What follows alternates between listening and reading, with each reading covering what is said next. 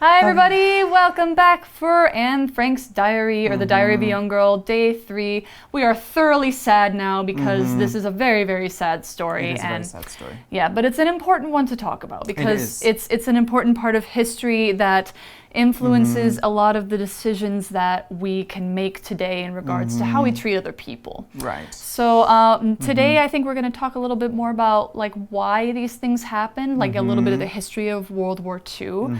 You might know about World War II in East Asia, how the US and the Japanese fought each other in the Pacific. That's probably what the focus of like Taiwan's World War II history might be, but in Europe it was also very, very big. Yes, one of the biggest things that was happening during World War II in Europe was that Nazi Germany was trying to kind of create a new world order.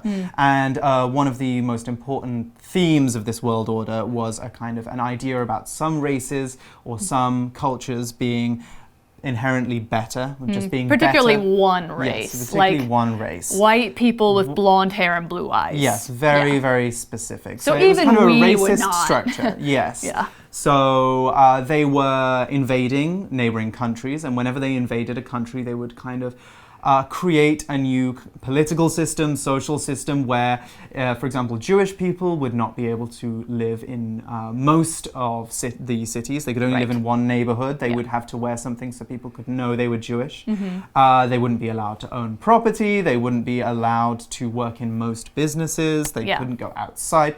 So Nazi Germany was creating this almost kind of 1984 style, a prison. Kind of thing you see in very scary sci-fi movies where the world has become very just gone upside down, basically. So that was kind of the environment that this was happening in. And there's actually a very good show you can watch, a drama, a TV drama, which is about what would have happened if the Nazis had won World War II. So I don't want to think about it. It's not a serious show. It's more of a drama, but it's set in a world where Nazi Germany wins. It's called Man in High Castle. So you guys can maybe check that out. But first, let's go to our Day 3 article and find out a little bit more about why The Diary of a Young Girl was so important. Reading. The Diary of a Young Girl. The Diary of a Young Girl is perhaps the most important young adult book of the 20th century. It offers a personal account of Jewish life in Nazi-controlled Europe through letters to an imaginary friend. At the time Anne was writing, the Holocaust was taking place across the continent. During this terrible event, more than 6 million Jewish people were killed in special prisons known as concentration camps. Anne's journal allows us to see how Jewish families, such as her own, attempted to survive this awful period. Though many horrors happen outside the annex, Anne shares many of the struggles faced by every teenager. Writing between the ages of 13 and 15, she explores her religion, professional goals, and sexual curiosity. However, what is more memorable about Anne is that she never loses hope. She remains a firm believer in the natural goodness of people, right through to the last page of her timeless diary.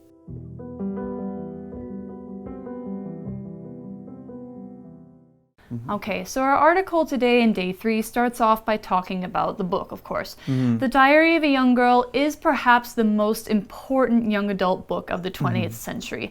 And when we say young adult books or young adult literature, we're usually talking about books that are written with a teenage audience in mind.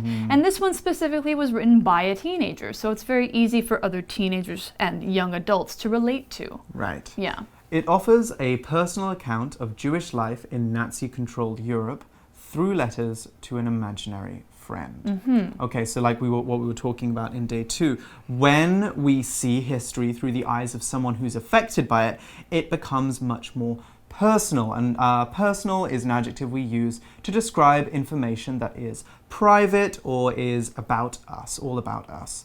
So, for example, a personal question is a question that we ask about someone's private life, for example. So, if I've only met Kat once, and on our second meeting I say, "What's your relationship with your mother like?" That's a personal question, you know? That's not something we can say to a stranger to just jump in with something very, very private. For the record, my relationship with my mom is great. Okay, that's wonderful. But we would avoid that kind of question when we're meeting Kat for the first time because we don't know how her relationship with her mother is. And it might be sensitive. Now, something sensitive is something that might make someone angry, sad, or embarrassed. Or shocked. Or shocked, yes. We can also use personal to mean something about one person in particular. So the personal information on your passport is just the information about you.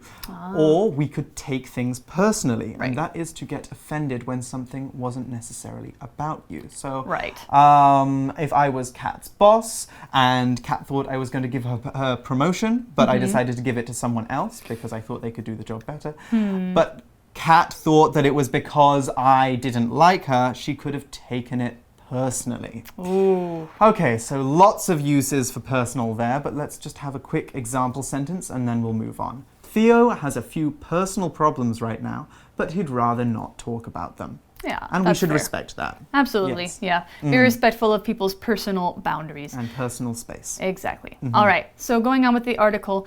At the time Anne was writing, the Holocaust was taking place across the continent. All right, so we have this word Holocaust. Holocaust is actually a word that in a different language means death by fire. Oh, does it? Yeah, it does. I didn't know that. So this wasn't, you know, a big fire that happened across the country. It was basically the systematic killing of Jewish people, like on purpose. They killed a lot. So anyway, at the time is this phrase we have in this sentence when it's talking about when or during the same time or then at the end. You put then at the end of a phrase, but at the time means that when Anne was hiding out at the same time the Holocaust was taking place. So it was already happening. Right. Yeah. Okay, so we saw a grammar pattern there. When we use the verbs take place, hold, happen, and occur, we are talking about there being an event at a certain time. Although all of these basically mean there was this event and it happened, there are a couple of small differences about how we can use each of them. So the first verb, happen, is something that is not planned, something that just happens on its own, or an accident, for example. So a car accident happened outside my house this morning. Nobody planned the accident, it just happened.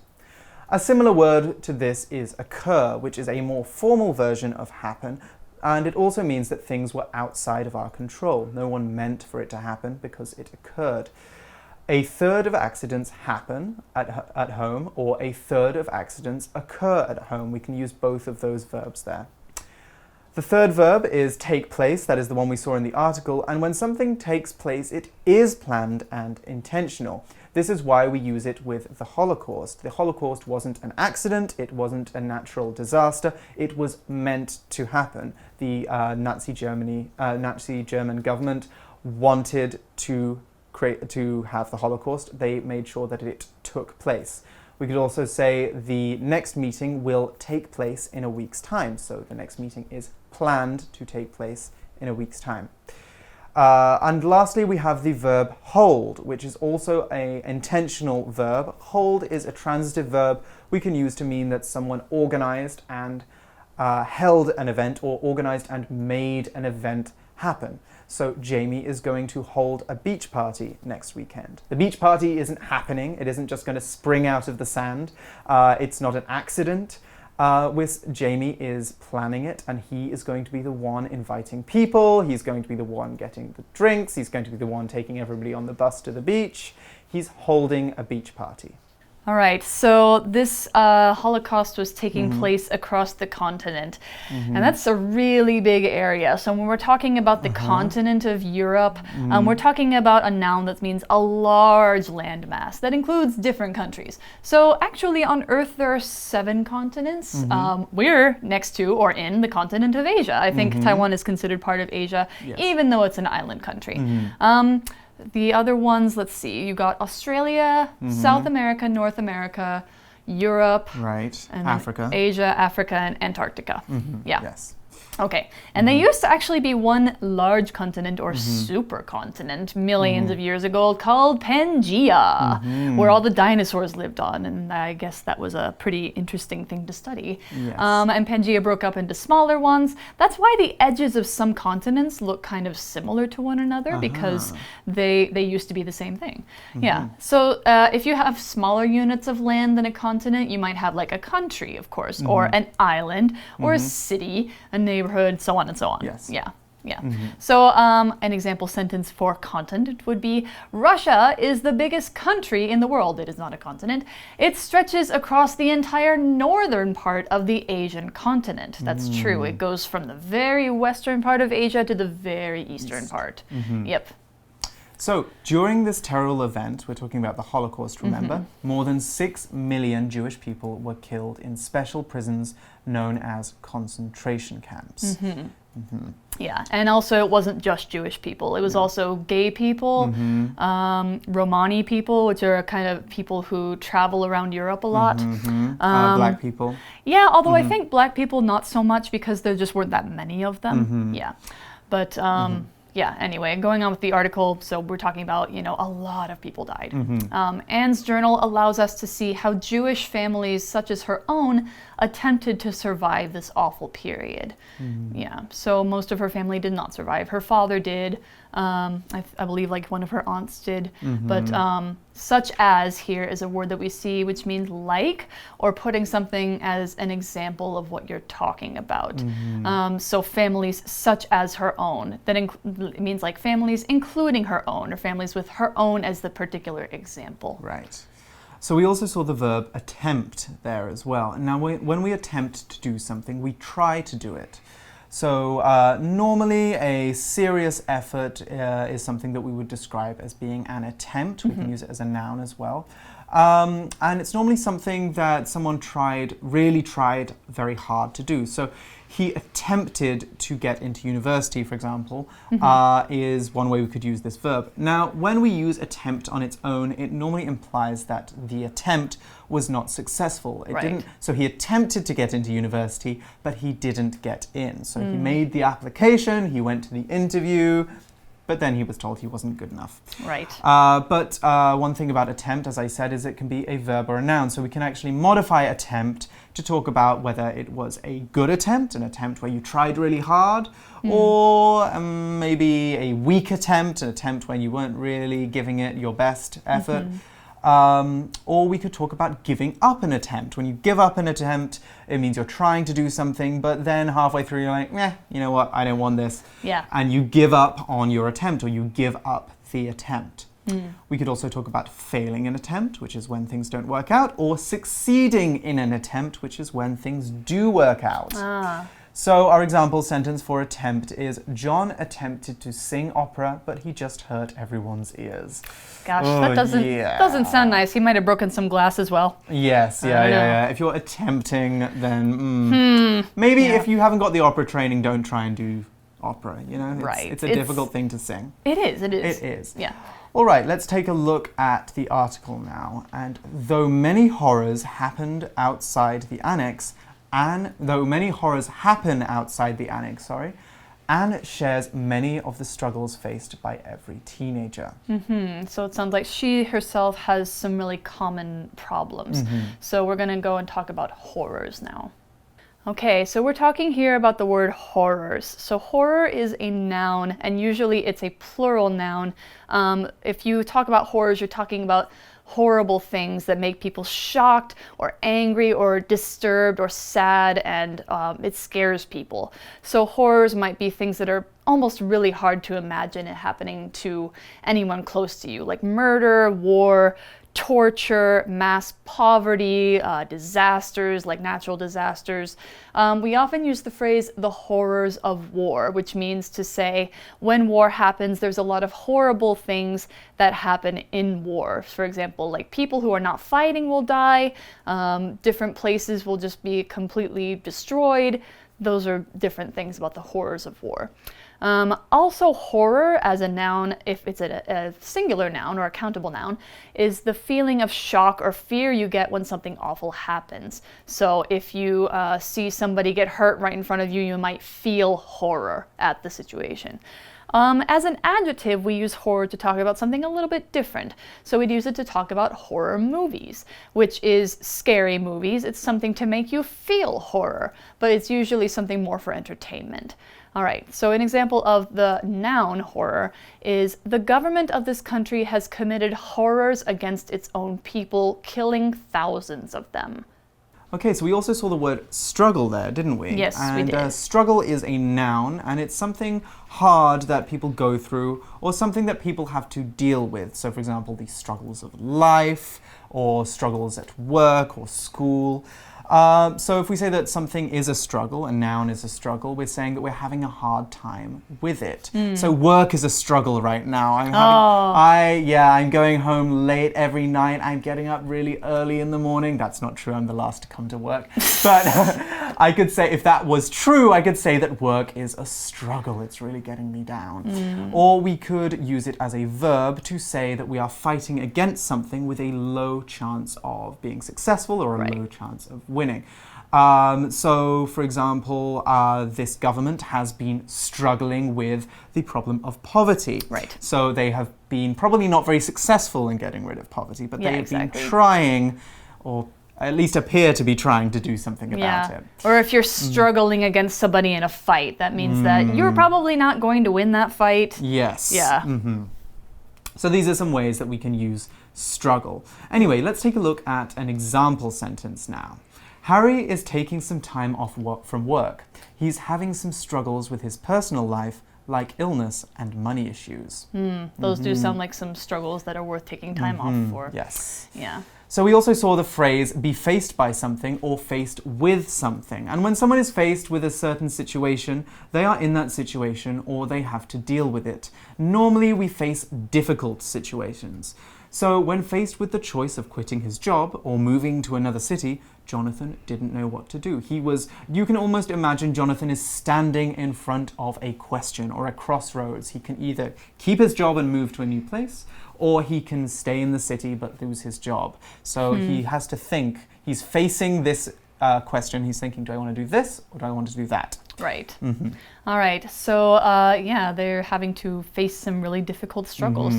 So the next line in the article says, writing between the ages of 13 and 15, she explores her religion, professional goals, and sexual curiosity. So it sounds like she's dealing with sort of the normal issues of a teenage girl. Yes. Okay, so we're talking here about Anne exploring some different things about herself. So in her diary, she's exploring things, which means she's kind of going to find out more and understand more about something she's interested in or something she's learning about. And if you're exploring a subject, it shows that you're being curious. For example, here she's exploring something about her mind, growing up, things like that. She's also exploring her sexual curiosity, which means she wants to know more about the world of sex, romance, etc. It's really normal teenager stuff. I think most teenagers go through wanting to find out more about these things. And here's an interesting fact. They actually tried to hide the sexual curiosity from her diary for a long time. Those pages were only recently revealed. However, what is more memorable about Anne is that she never loses hope. Right, we have the word memorable there. That's an adjective, not a verb, and something memorable is quite simply something that we are able to remember for a long time. We have that suffix there, able, which we can attach to certain word roots to mean we can do something. Exactly. So recognizable means that we can recognize something. So memorable, we can remember it. And weddings, high school graduations, moving to a new country, those are all memorable experiences because they happen only once in our lives or they happen very rarely. Yeah. In the article, we are saying that Anne is memorable because she is so brave and positive throughout her diary that we think about her a lot afterwards. Yeah, that's true, that's true. And there's even quotes by her that I remember.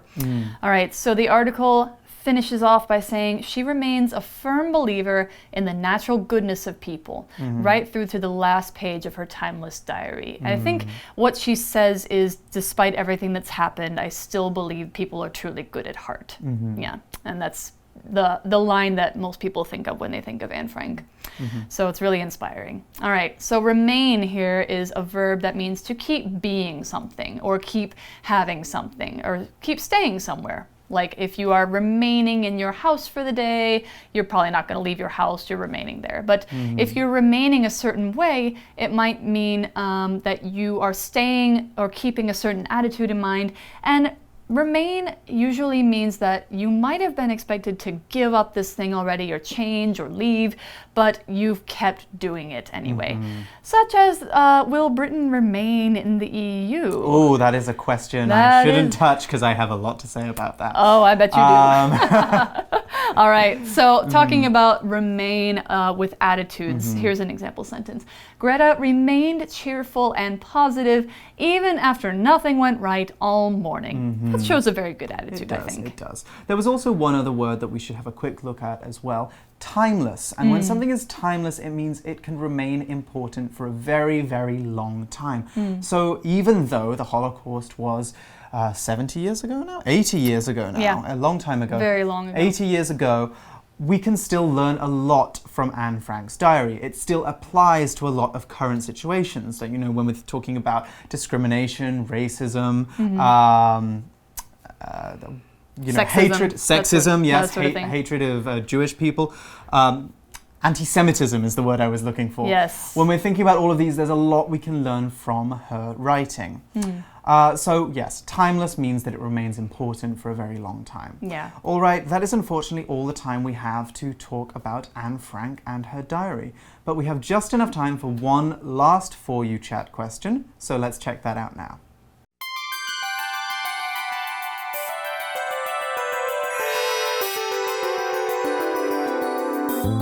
For You Chat. All right, so our For You Chat question for today is another heavy one because this is a heavy article. It is. The Holocaust is often called an event that we must never forget. Why is this important? Wow, okay, well there's a lot of reasons why this is important. We've seen a lot of them in our article today. Firstly, the Holocaust wasn't an event where 6 million Jewish people were killed, systematically killed, because Nazi Germany, who carried out the Holocaust, were trying to remove certain groups of people from the earth, basically. Yes. So that right there is a very important reason why we shouldn't forget that, because Nazi Germany wasn't the only bad government that has ever existed in the history of the world. There have been many other terrible governments, many other terrible countries, and there could be many other terrible countries in the future as well. This is not a fairy tale story where we're out of the bad stuff. Bad stuff can happen in the future too, and it's important to remember what has happened to us before so we can think about how we can avoid it happening again. Right. That is only one of many reasons why the Holocaust remains very, very important and why we must not forget it today. However, we're going to leave that to you guys to discuss. So think about some of the things we've talked about today, some of the effects that the Holocaust has had on Europe, of the ideology, the ways of thinking that it kind of carried with it. Maybe some ways that the world is similar to Anne Frank's world today. You can talk about all these different things and think about why the Holocaust is something that we should still remember even in the 21st century. All right, well, unfortunately, that is all the time we have for today. But we will join you again soon with some more very interesting, hopefully maybe a little bit happier articles. Yes. But for English for You, I'm Seb. And I'm Kat. And we'll see you again soon. Bye-bye. Bye-bye. The Diary of a Young Girl. The Diary of a Young Girl is perhaps the most important young adult book of the 20th century. It offers a personal account of Jewish life in Nazi-controlled Europe through letters to an imaginary friend. At the time Anne was writing, the Holocaust was taking place across the continent. During this terrible event, more than 6 million Jewish people were killed in special prisons known as concentration camps. Anne's journal allows us to see how Jewish families, such as her own, attempted to survive this awful period. Though many horrors happen outside the annex, Anne shares many of the struggles faced by every teenager. Writing between the ages of 13 and 15, she explores her religion, professional goals, and sexual curiosity. However, what is more memorable about Anne is that she never loses hope. She remains a firm believer in the natural goodness of people, right through to the last page of her timeless diary.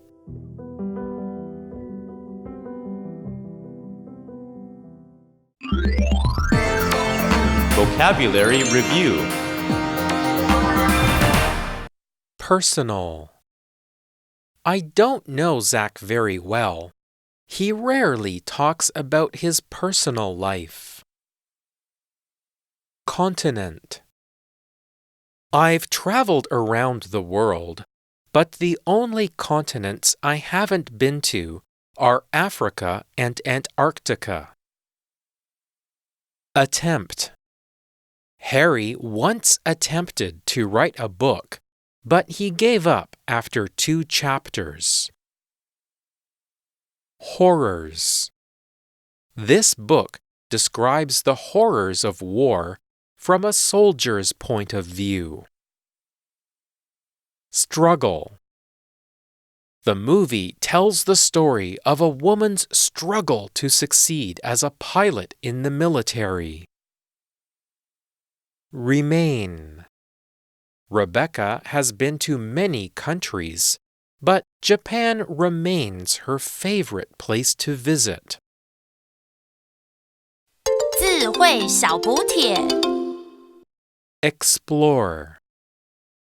Sexual curiosity. Memorable.